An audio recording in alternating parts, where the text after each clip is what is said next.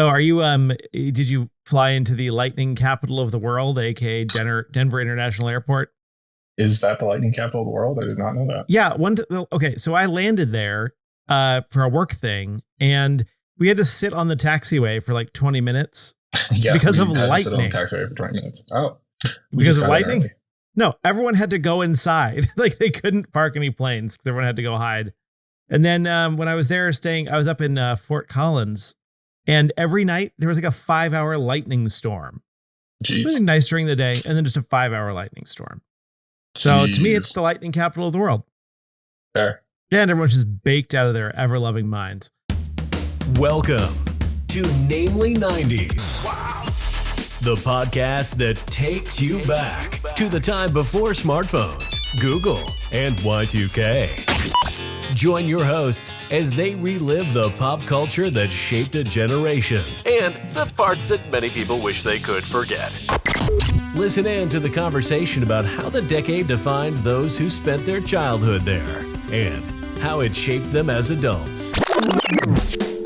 So, turn down the grunge and dial up the internet. Let's get started. It's time for Namely 90s. That's right. You're listening to Namely 90s. My name's Andrew, and over there is Brandon. That's me. You can find us online at namely90s.com or on Instagram and Bluesky at namely90s. You can also find us on YouTube every Monday at youtube.com/@namely90s. And finally, if you'd like to support the show, head over to patreon.com/namely90s to get signed up for one of our support levels. Do you need to extend this meeting, or is it going to be a 40-minute episode? Hopefully it's going to be a 40-minute episode. I hope so too. Yeah. Anyway, well, here we are. Also, what are we at currently? It's the next question. 3. Well, maybe 5 or 6. Okay. Yeah, that should be fine. Just put a 30-minute timer on my watch right now. Let's see. How is our democracy crumbling today? Enough that I've hidden myself in this clearly underground bunker to save myself from it's the an likes old of missile Elon silo. Musk, President Trump. I'm going to be stuck in here for the next 40 days, which won't round out President Trump's first 100. So maybe if someone sends me stocks, food stocks. You have enough rations of water to keep you going for a while. I have a lot of Red Bull, but I didn't think to do water for some reason. And speed.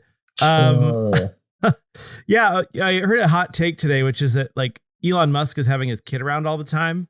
And the idea is like it's supposed to humanize him. But someone told me, Kayla told me that it's actually so that he's less likely to be assassinated like the CEO of United Healthcare. Because if your child's around your neck, they're less likely to shoot you. That felt like a hot take. Is that a statistical fact? I don't know that that's true. I think it's probably true. I thought a child assassinated Archduke Franz Ferdinand. So the band Franz Ferdinand? No, exactly.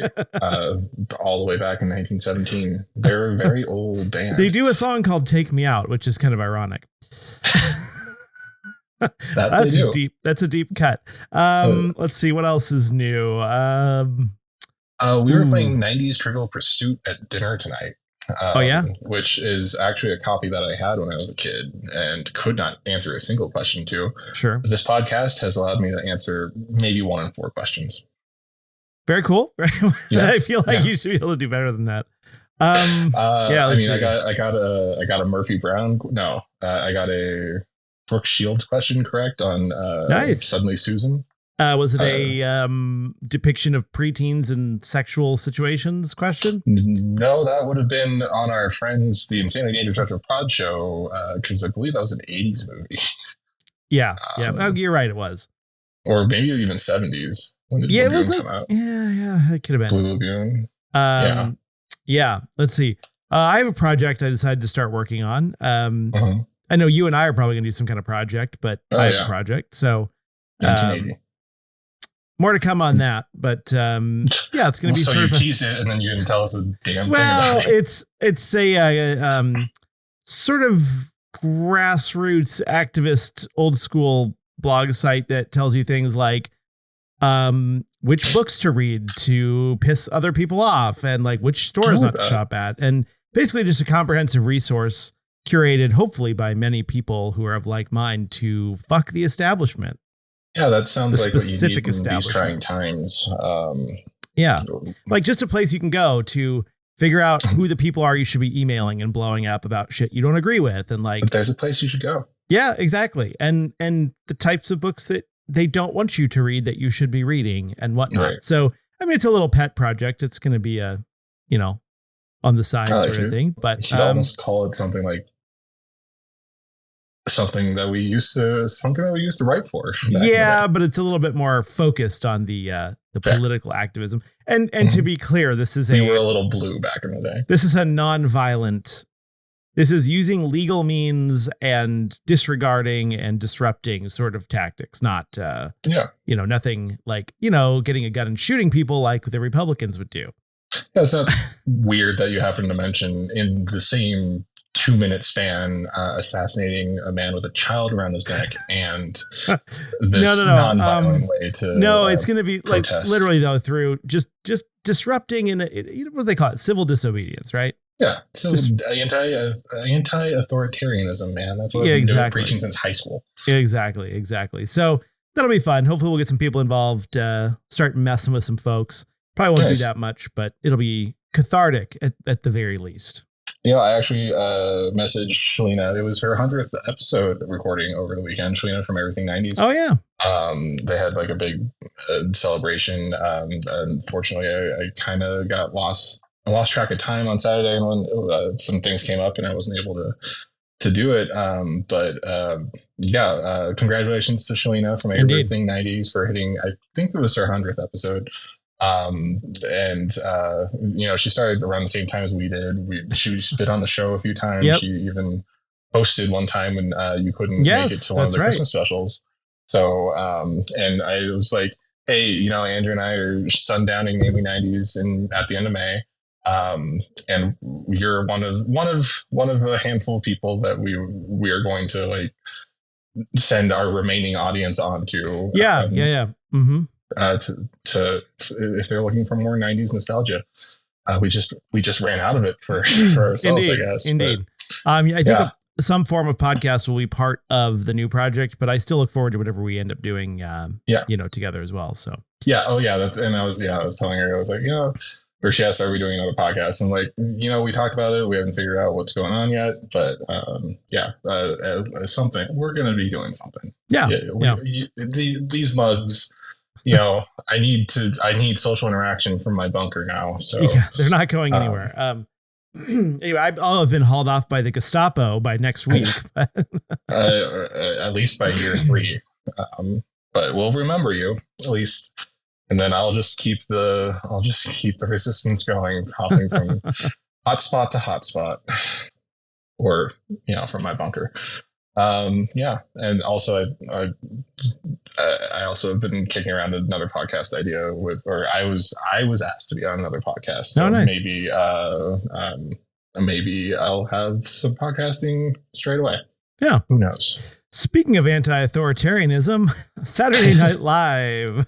Wait, what? Live from New York, it's Saturday night with Fred Armisen. Okay. Live from New York, 3 or 4 of us have actual talent. No, I'm sorry. Improv's very difficult. They're all very talented.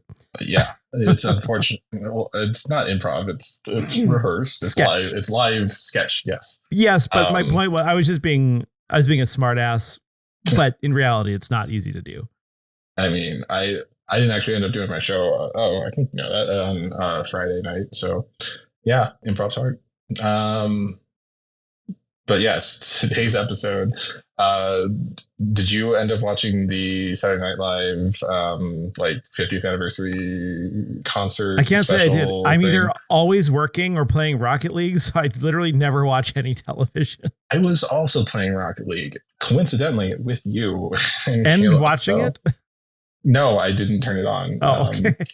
I wanted to record it, but I forgot to do that. Anyway, it's the 50th anniversary of Saturday Night Live, so I thought it would be fun to kind of go back through Saturday Night Live through the 90s. We talked about Saturday Night Live in a past episode, which you could probably find up in the right-hand corner here.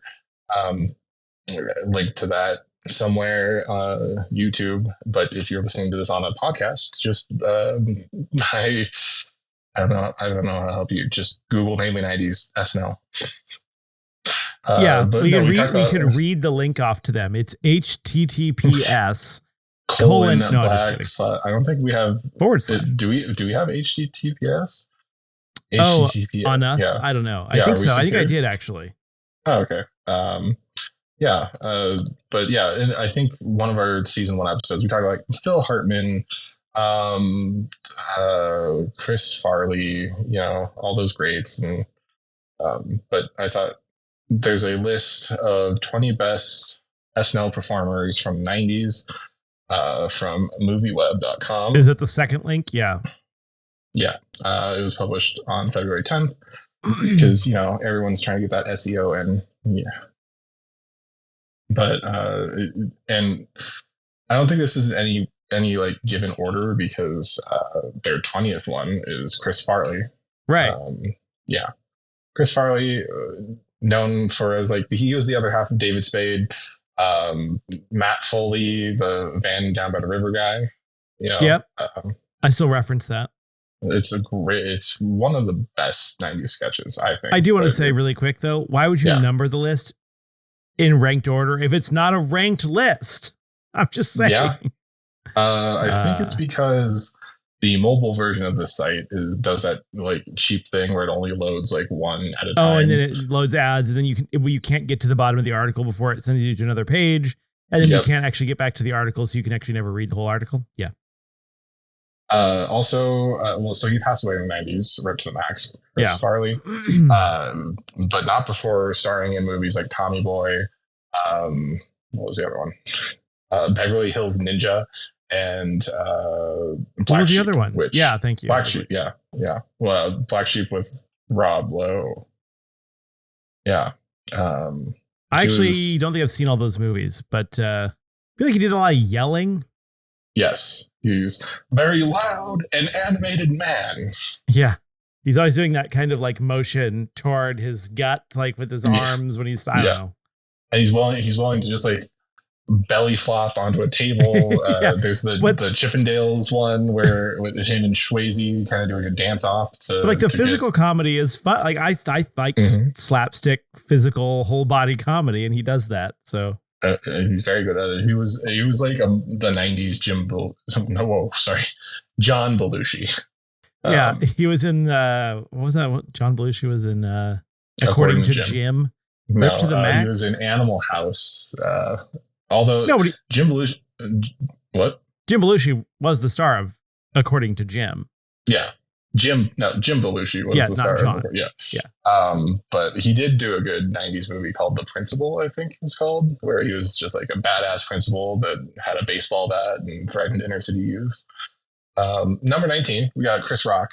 I forgot that he started in September of 1990. If you don't know who Chris Rock is, have you been living under him?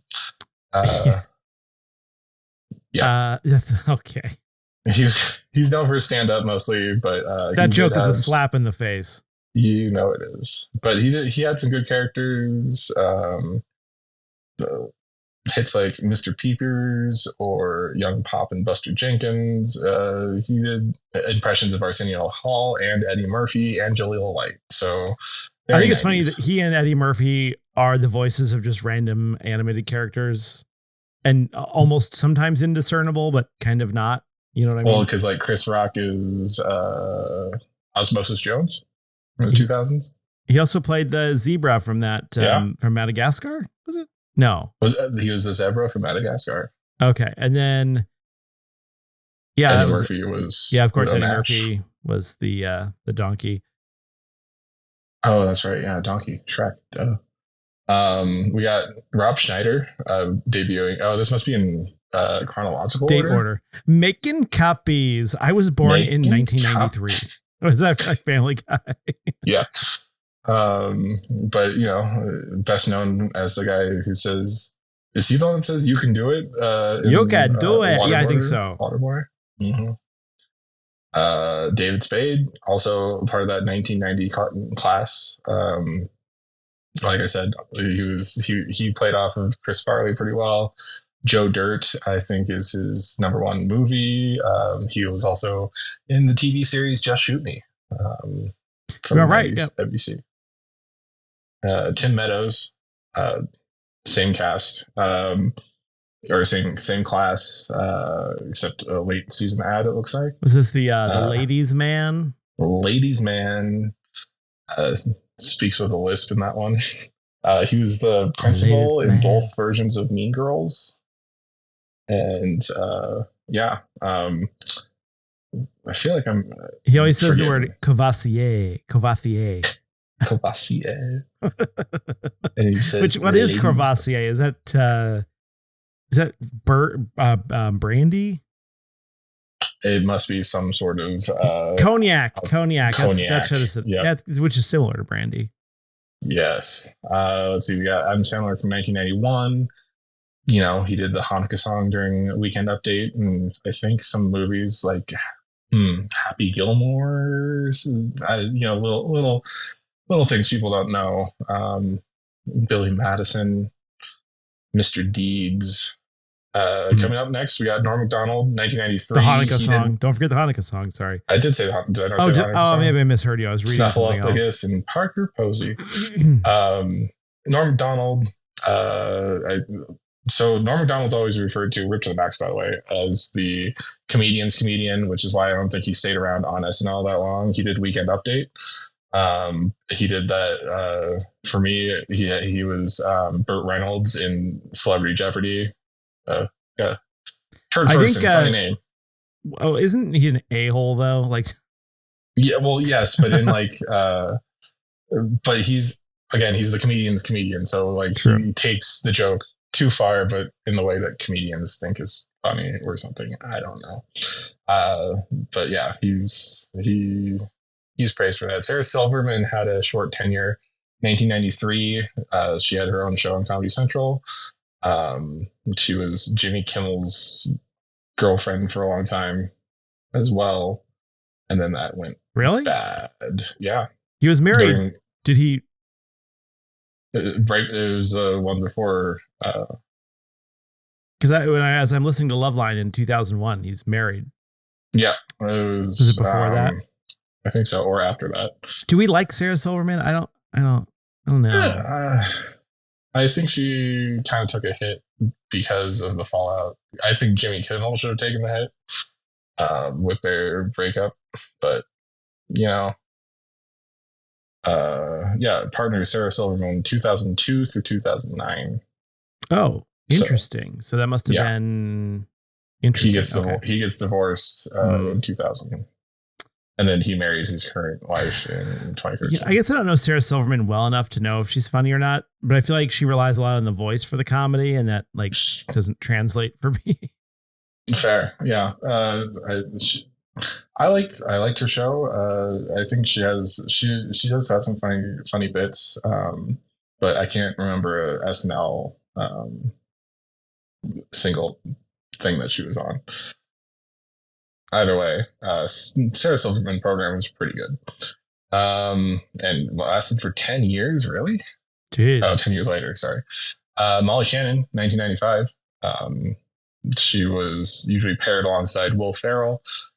Let's see. She was in Wet Hot American Summer. She's currently on Bob's Burgers. Who did she play on Bob's Burgers? I feel like she was always... I remember her being funny. Yeah. I don't remember what her main sketches were. Mary Catherine Gallagher, who went to the Irish school, and she was Superstar. Oh, Superstar. Yeah, okay. She would put her hands in her armpits and smell them. She was always funny. I don't think I didn't like her in anything. And then she was one of the two in the Sweaty Balls, Alec Baldwin. That is a good one. NPR bit. And then she was also... I feel like she was paired with Will Ferrell a lot, but so was Sherry O'Terry. Will Ferrell, next up, 1995. An iconic edition, really. I mean, mm-hmm. Don't Fear the Reaper. One of the later greats. Yeah, the Blue Oyster Cult bit that I still reference regularly. He and Sherry O'Terry did like the cheerleader bit.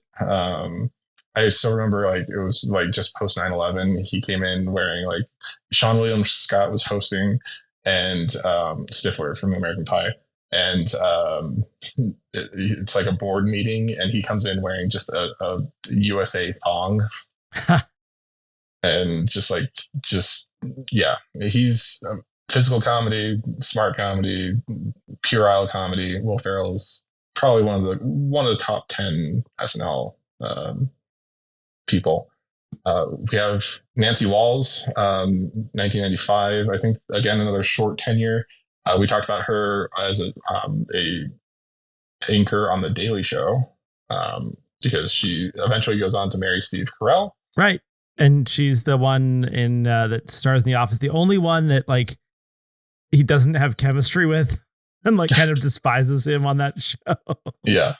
And also this sketch here, the pictured is Will Ferrell. Todd Packer. And Todd Packard. Or who is played by, I forget his name. Yeah, that guy.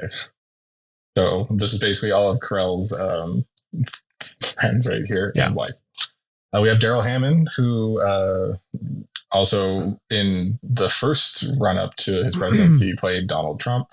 But also he was the longest starring cast member until Kenan Thompson took the title sometime in the last 5 years. He's a funny guy. He's interesting. He's got a lot of interesting stories. He was a recurrent guest on the Love Line for a while. Told a story about how he got stuck in like a Mexican, like a prison in Barbados or something, and like had to get out. It was crazy.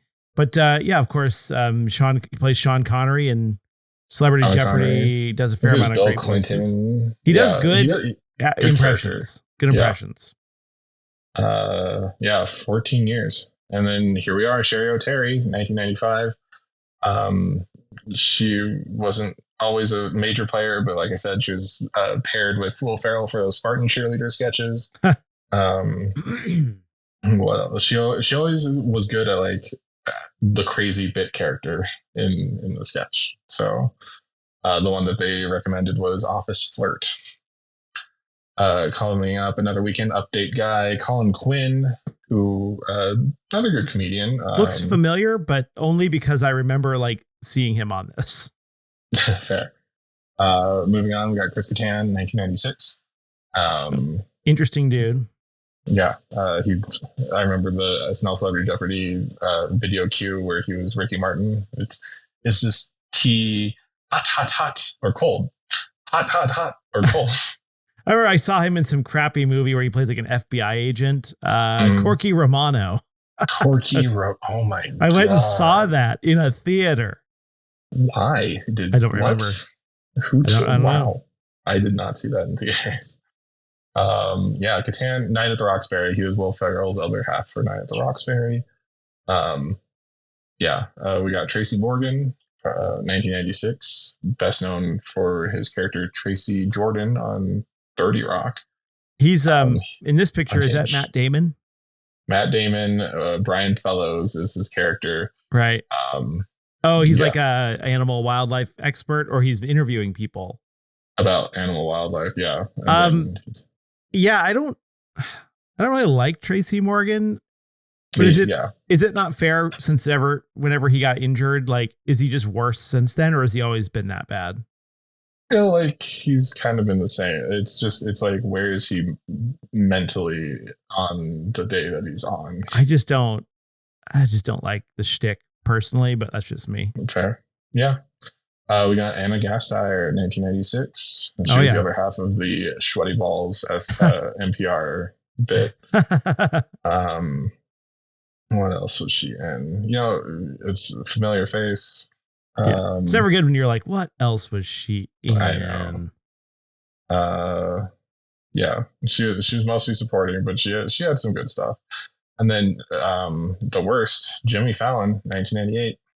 Yeah, Jimmy Fallon, boy, he laughed a lot. He laughed, and he broke in every single scene. And I don't dislike Jimmy Fallon. I think he's generally thought to be pretty likable, right? Yeah. People like him. Sure. But this is actually a testament to his success. He's strangely successful for how untalented he is. And it sounds mean because I have no talent either, but like, right. Yeah, you know. Yeah. This article says he does, in fact, have a good heart. Debate it.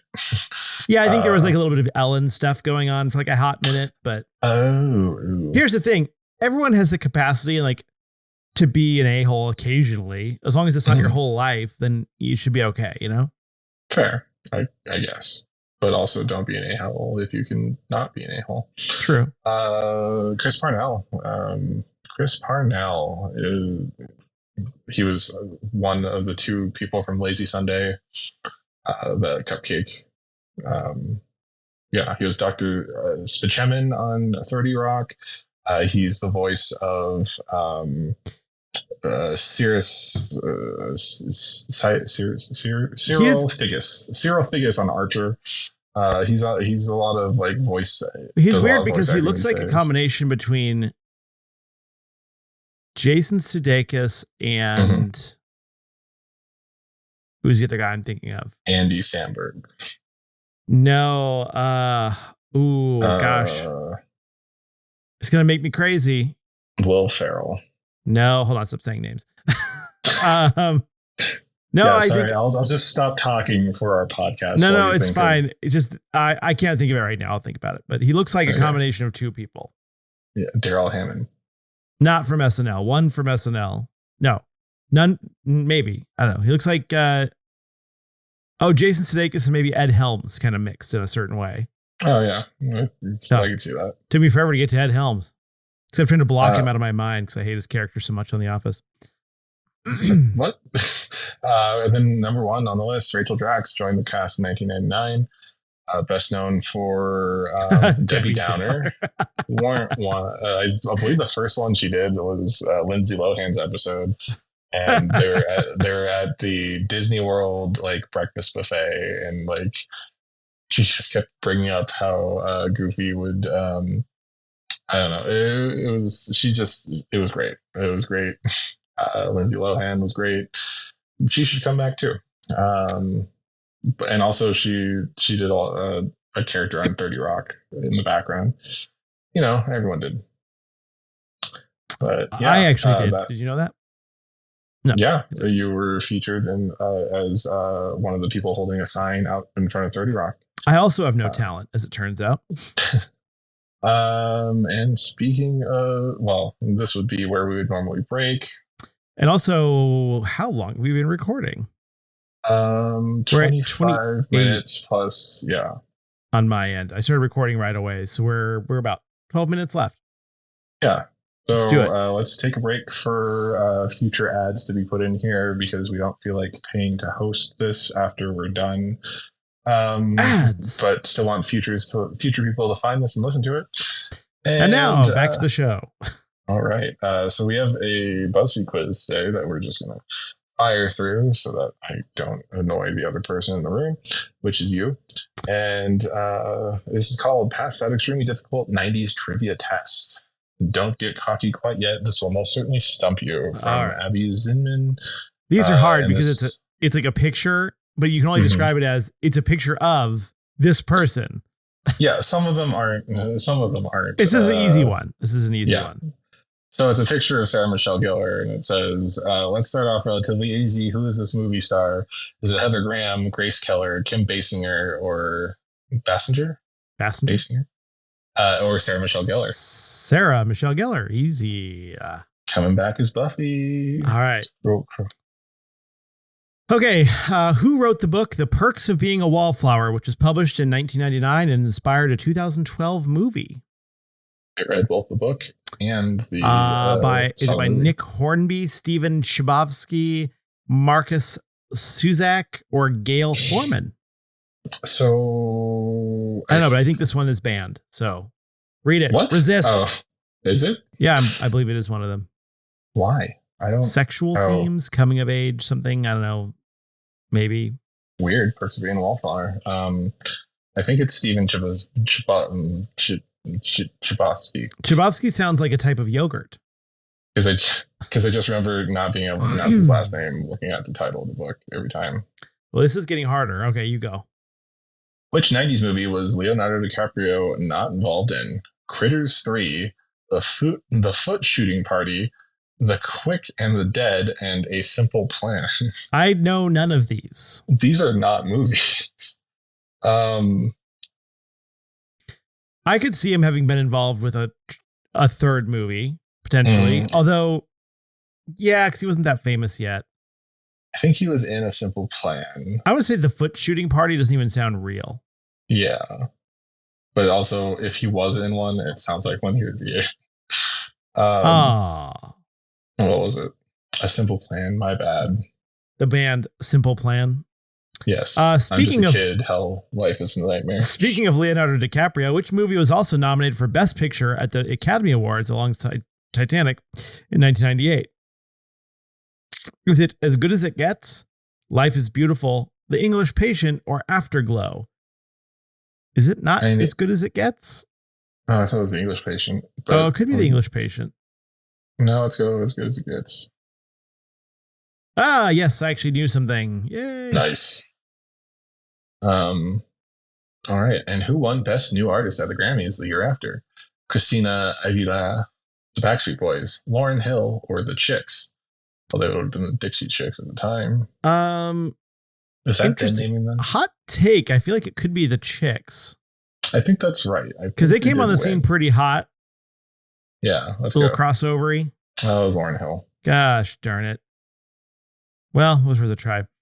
Which toy launched to the U.S. in 1998, creating a major craze and some worries among parents? Was it Tamagotchi, Furby, Pokemon, or Bratz dolls? Some worries. That has to be Pokemon. I thought it was Furby, because Furby was scary and would talk at nighttime when you shoved it in a drawer. Yeah, but your parents didn't know that. Okay. You can hit me if I'm wrong. You think Pokemon? Yeah. It's Furby. I know things. Okay, your turn. You know things. Why was it concerning parents? I don't know. Okay, what's next here? It's your turn. That was 30 minutes. We have 5 minutes left. Okay, now let's talk TV shows. In which season of Friends were Ross and Rachel on a break? I want to say 3, 4, 5, or 6. Season probably 3, maybe 4. I think it was 3 as well. There we go. Season 3. Don't get confused by the fact that Ross says this line in season 4. Correct. On a break. Yes. Which celeb couple never actually made it to the aughts? Britney Spears and Justin Timberlake, Cameron Diaz and Jared Leto, Sheryl Crow and Owen Wilson, and Brad Pitt and Gwyneth Paltrow. Why is Gwyneth Paltrow wearing Tony Stark's glasses in that picture? Good question. Why is Cameron Diaz and Jared Leto a couple? Yeah, there is that. That's a horrible picture of both of them, by the way. Yeah, that I don't know. I would say Pitt and Paltrow weren't together that long, were they? Okay. Hey, that was a good guess. I was right. Nice. Well done. Who was not an SNL cast member in the late 90s? Jimmy Fallon, Will Ferrell, Molly Shannon, or Maya Rudolph? Well, Maya Rudolph. Just went through an article. Nice. And finally, yours. And finally, in the late 90s, which artist made a surprise guest appearance in the movie She's All That? Do you remember this, Andrew? Because we watched this movie for Valentine's Day 3 years ago. I want to say it's Snoop Dogg. Oh, sorry. LL Cool J, Usher, Ludacris, or Snoop Dogg. No, I would remember that. It's LL Cool J. It's either LL Cool. I think it was Usher or LL Cool J. I think it was Usher. Usher. That sounds right. Yeah, because he was younger. Yay! There you go. All right. We got 7 out of 10. 195% of all other quiz takers. You're pretty well versed in that late 90s. Okay, you had a few slip-ups here and there, but the most important thing is that you passed, especially given how difficult this quiz actually was. You're almost certainly a 90s kid, and if you're not, boy, you fooled me big time. Rolling with the homies. As one does. Well, there you have it. Oh, yeah. We actually know a little bit about the 90s, even though like 3 of those were just guesses. True. But I also guess the wrong thing for the one that you knew was correct. So, yeah, that's it for this week's edition of Namely 90s. Remember, you can find new episodes out every Monday. Find us on Instagram, Bluesky, and YouTube at Namely 90s with 90s, and tell us what you want us to talk about on future episodes. If you'd like to support the show, please check out our Patreon at patreon.com/Namely90s, also with 90s. Finally, you can also contact us through our website, Namely90s.com. Please subscribe to us on Apple Podcasts, Spotify, YouTube, Audible, SNL, Pocket Casts, CastBox, iHeart, Good Pods, and wherever you get your podcasts from. I'm Brandon. That's Andrew, and we'll catch you next time.